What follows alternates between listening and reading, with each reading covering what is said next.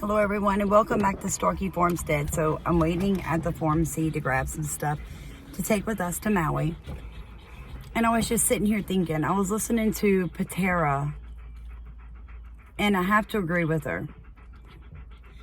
What if all the money that's going down the proverbial hole to the Ukraine, or the money that was sent to Iran, or the money that's now going to Israel, stayed here in America? Imagine our children growing up in a country where their tax dollars actually stayed. Are you guys aware of how many army bases that the United States has around the world that we totally fund? Do you guys are aware of the fact that we, America, pays like 60% of the cost of the Israeli armed, like their defense system? 60% of what it costs every year, we pay for it. Do you guys know that America pays more to the United Nations than most countries combined? That's our tax dollars. That's your tax dollars. That's my dad's tax dollars. Think about all the older people that you know living on Social Security, penny pinching after giving this country 70 years of career. Think of all the armed forces and all of our veterans who are struggling with PTSD, with illnesses and injuries. Do you guys know that we have soldiers waiting on artificial limbs that are being bumped back down the list to put Ukrainian soldiers first? That's happening in New York City. Think of the millions of illegal immigrants coming across our border. They get cell phones, they get food stamps, they get free education, they get free housing, and they get money every month, and they've never helped do anything for this country. And most of them are able-bodied people that could go get a job in their country. They could fight for their country, but they're cowards. They're cowards. Because over 60% of the people coming across the border are not elderly, women, or children. They're fighting age men. So that tells me that they are cowards or terrorists.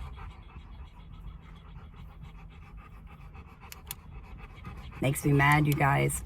I'm going to Maui in less than 36 hours to bring the money that you guys raised to help other Americans save their homes.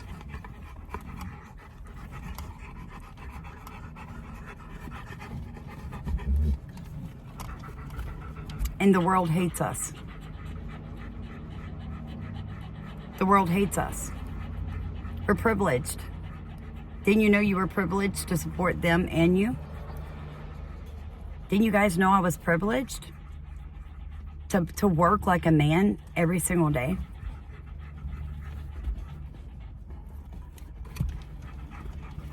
And I'll be honest with you, I am privileged. It's an honor to have a body that allows me to work like a man every single day. It's a privilege to live in the last free country in the world. It's a privilege to be a Christian and be able to worship without worrying about someone cutting off my head. But how much more time do we have? Because Hamas is here. ISIS, they're here. Muslims that hate us, they're here. Used to be, most of the immigration that was allowed to America were English-speaking countries and people who shared the same values as you and I. Now we're taking immigrants from all over the world. They now have leprosy going like upticking like you wouldn't believe in Florida. That's from all the immigrants. See, they bring their diseases. They bring their poverty mindset. They bring their belief in gods that we don't worship. They bring the language that we don't speak, and they suck like a tick off a system that cannot continue to do this. America needs to close down every single base in every other country and bring our men home. America needs to pull out of the UN altogether. America needs to say, nope, we're not going to give you any money. If your country is not strong enough to defend itself, then you're in trouble, friend. We need to close our border, and we need to protect our people here on American soil. Because when I get back from Maui, do you guys want to know what I'm going to purchase after I get my pelletizer so I can make sure I can feed my own animals as the world begins to crumble? An AR-15. Not one, two. Two of them. Yes, I am. Children. It's like having kids in the car when you're waiting at the pharmacy. You guys want to see the little one? He gets his own seat. Tell him, because you're the boss. That's right, baby. This is Atlas, you guys. He's 8.5, and he is the boss. He'll bite those two in a heartbeat. They will not mess with him. But mommy doesn't make him ride in the back seat because he's the boss. Yes, he is. He's mama's baby. Yes, he is. That's my snake killer right there. But as I was sitting at the pharmacy, I was just thinking to myself, what Patera said is true.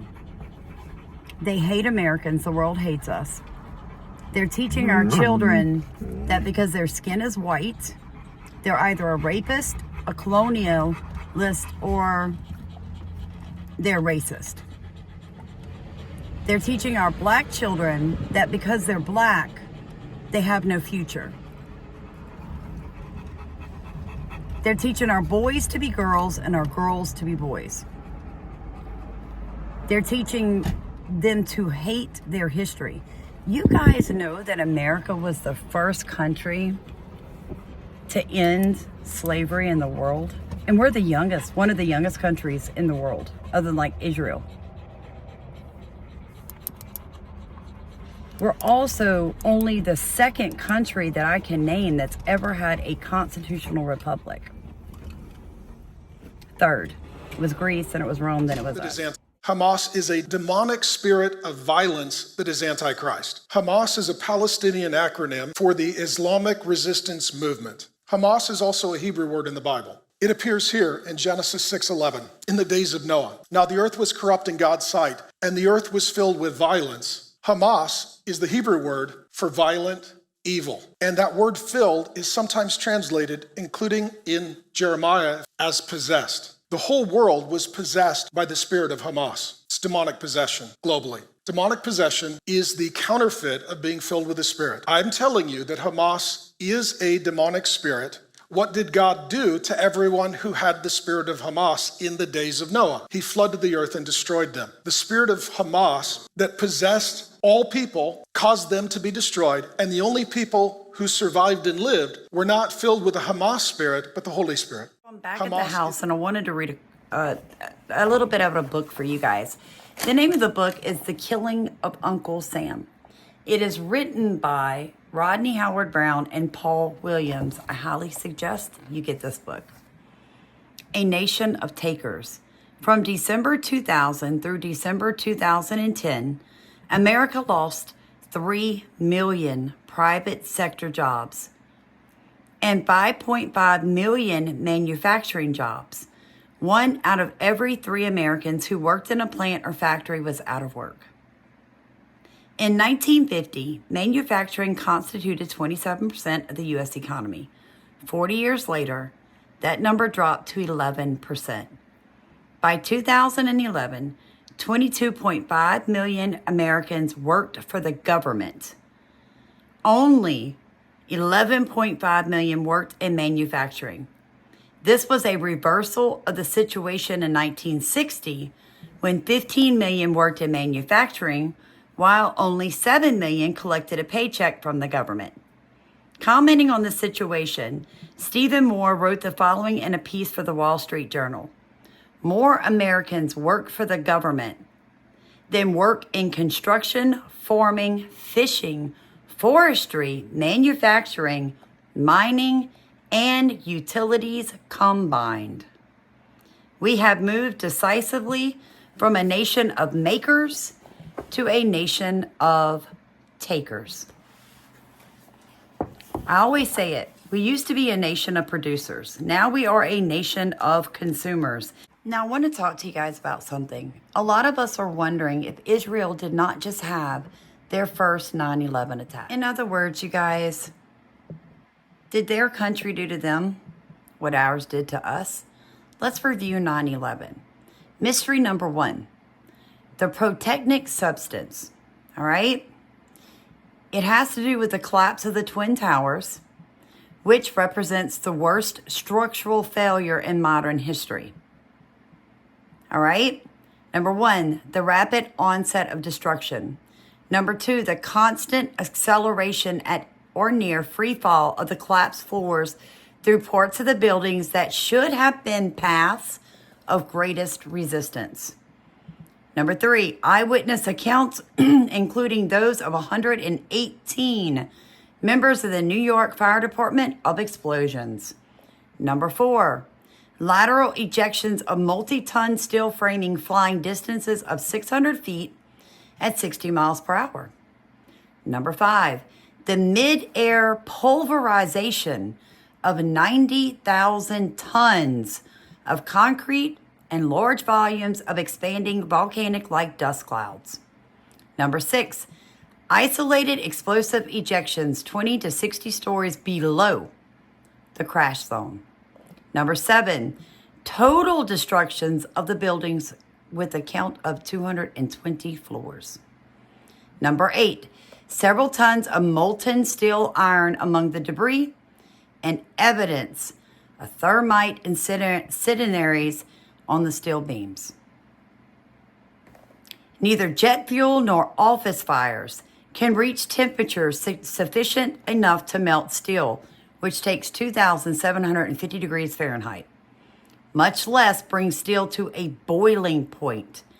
Thermite is a mixture of iron oxide and elemental aluminum that, when ignited, reaches temperatures between 4,000 and 4,500 degrees Fahrenheit and produces aluminum oxide and molten iron in a volcanic-like display. Mystery number two, the stand-down order. The U.S. military had spent billions developing stealth aircraft invisible to radar that could intercept any air traffic on the homeland. But on the morning of September 11, 2001, the American Aerospace Defense Command, NORAD, was oblivious that 4 jetliners were invading prohibited airspace and headed for central targets, including the Pentagon. Even after the first jetliner crashed in the North Tower at 8:46 a.m., NORAD proved incapable of locating and stopping the second jetliner from crashing into the South Tower at 9:02 a.m. Yet, the Northeast Air Defense Sector of NORAD was fully staffed on 9/11, and the entire staff, when placed on high alert, remained oblivious of the third jetliner that crashed into the Pentagon at 9:37 a.m., and then the fourth jetliner, which, thanks to heroic passengers who gave up their life that day, crashed into Shanksville, which was headed to the White House. Procedures at NORAD were completely abandoned. There were 15 to 20-minute delays in issuing warnings to air traffic controllers. Interceptor planes were not scrambled by NORAD from the bases near the targets, even when it was clear that the commander jets were headed toward Manhattan and Washington, D.C.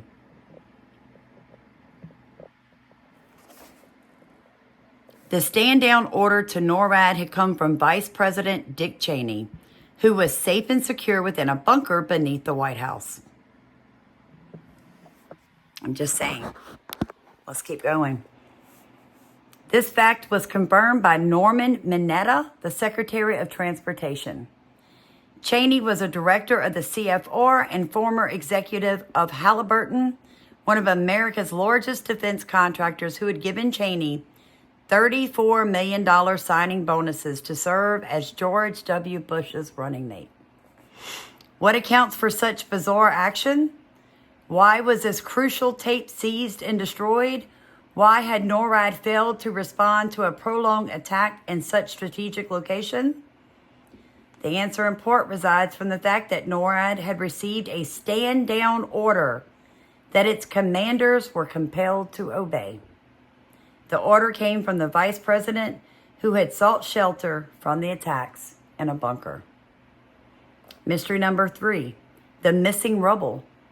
Another mystery lies with the rubble, including the debris from the planes, which was removed from ground zero before it could be examined by forensic experts. The Twin Towers collapsed in a manner identical with a planned implosion. Such an implosion would have required the use of pyrotechnic substances, traces of which would have remained among the mounds of twisted metal. Yet, 185,000 tons of structural steel that should have been subjected to detailed analysis were loaded on September 10th was loaded on trucks and transported to salvage yards in New Jersey, where the steel was cut into fragments for recycling. Wow. Oh, here's a great one. A substantial amount of that recycled steel was sold at rock bottom price of $120 per ton and shipped off to China. Mystery number 4, the insider trading. Among the mysteries is the finding that an elite group of Wall Street investors purportedly possessed criminal foreknowledge of 9/11, which permitted them to make a windfall from the insider trading. By 2014, one of these trades left an unclaimed gain of $2.5 million. This transaction was the result of put options that were placed on United Airlines stock. Since the planes involved in 9/11 belonged to the United Airlines and American Airlines, the two companies took a major hit as a result of the attacks, their shares dropping from $30 to $17 and $29 to $18. Put options are sold in blocks of 100 shares. They give investors the option of selling these shares at a future date at the price set when the options were issued. Thanks to the allowance of the transactions, investors could tie up 100,000 shares of United at $30. When the prices plummeted respectively to $17, the holders of the options could purchase the shares of the two airlines at rock bottom prices and immediately sell them at the price set when the options were purchased, making double their investment, is what they're saying. And one of the firms that purchased these gains was Bankers Trust, a New York bank which established in 1903 by J.P. Morgan. Wow. Mystery number 5, the visitor from Pakistan. And then there is the mysterious matter of General Muhammad Ahmad, the head of Pakistan's Interior Services Intelligence. 2 weeks after 9/11, the FBI confirmed in an interview with ABC News that the ringleader of terrorists who hijacked the jetliners had been financed from unnamed sources in Pakistan. Following this announcement, several European news agencies, including the France Press and the Times of India, were able to confirm that the money had been wired to this gentleman, Muhammad Ahmad, from Pakistan by ISI officials at the insistence of the general. So basically, he was the money man. Mystery number 6, the collapse of Building 7. A 47-story skyscraper located at 7 World Trade Center 1, New York City, was not struck by a jetliner, yet it collapsed 5:20 p.m. on 9/11 with little news coverage. The incident was not even mentioned in the official report from the 9/11 Commission. The building appeared to implode in the same manner as the Twin Towers.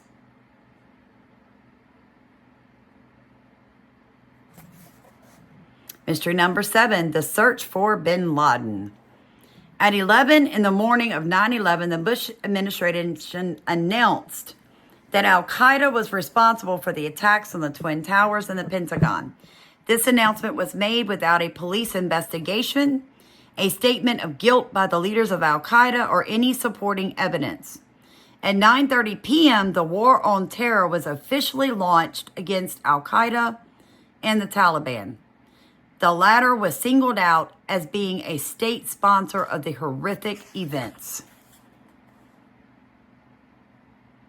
4 weeks later, on October 8th, the U.S. invasion of Afghanistan was launched.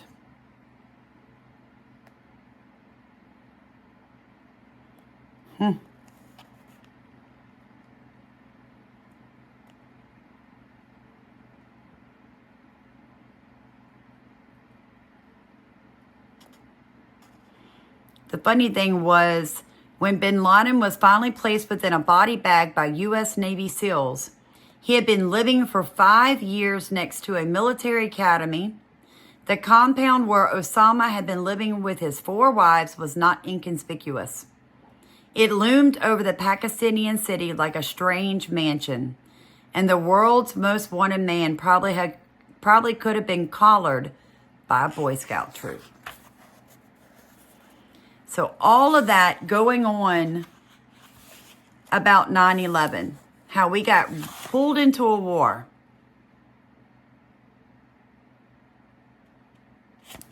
Fact that no real investigation was ever done. No one was really held accountable.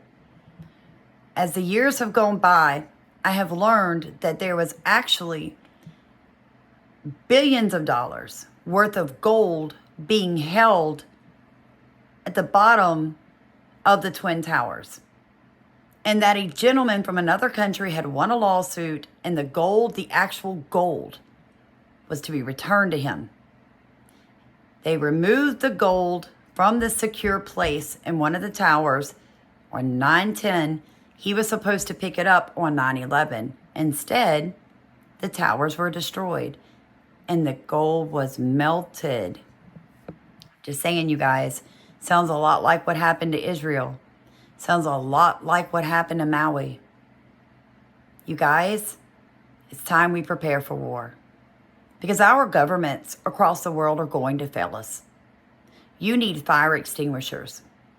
You need weapons. If your country will not let you own a handgun, how about a hunting rifle? If that is also out of the question, take a baseball bat and drive some nails through it. I'm being really serious. Wrap it with barbed wire. Make weapons. Go get you a slingshot. They can be just as deadly as a gun. And practice. There is no excuse. None of us can be victims. If you cannot grow your own food to some extent, start storing food. Have a bug out bag. Get a copy of all your documents. Pay off your credit cards now. Get out of debt. If it means selling your home where you live for a little bit of a profit and moving somewhere that you can pay off in cash the day you buy it, do it. You'll thank me later. You guys, we're running out of time. They're not playing with us anymore. The one world nation is coming. The way they're going to do that is keep our borders open, keep pushing in immigrants into every country where they don't belong. They're going to keep destabilizing economic stability across the board. Your job cannot be your only source that you depend on. You have got to learn to depend on God. And if you are not currently in a spirit-filled church, I ask you to change churches and find a church with a pastor who's going to preach the truth. He's going to teach you how to depend on God and not on man, and get your family ready for what is coming. Love you guys. Thanks for being here. Please like, comment, and subscribe. All right, guys, here we go. The Gospel of Marx.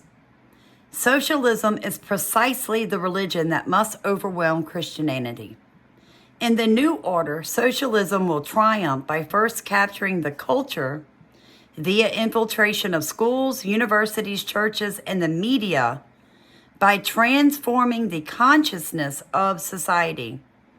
Antonio Gramsci in 1915. This one's even better. One would assume that since the Rockefellers are thought of as capitalists, they would have used their fortune to foster the philosophy of individual liberty. But just the opposite is true. We have been unable to find a single project in the history of the Rockefeller Foundation which promotes free enterprise. Indeed, almost all the Rockefeller grants have been used directly or indirectly to promote economic and social collectivism, in other words, socialism and fascism. Reasonable men ask what could motivate the Rockefellers to finance collectivist efforts which seem so totally at odds with their own interest. They forget that John D. Rockefeller was a Machiavellian who boasted that he hated competition. Whenever he could, Rockefeller used the government to promote his own interest and hinder his competitors. Monopoly capitalism is impossible unless you have a government with the power to strangle would-be competitors. That was written by Gary Allen in 1976.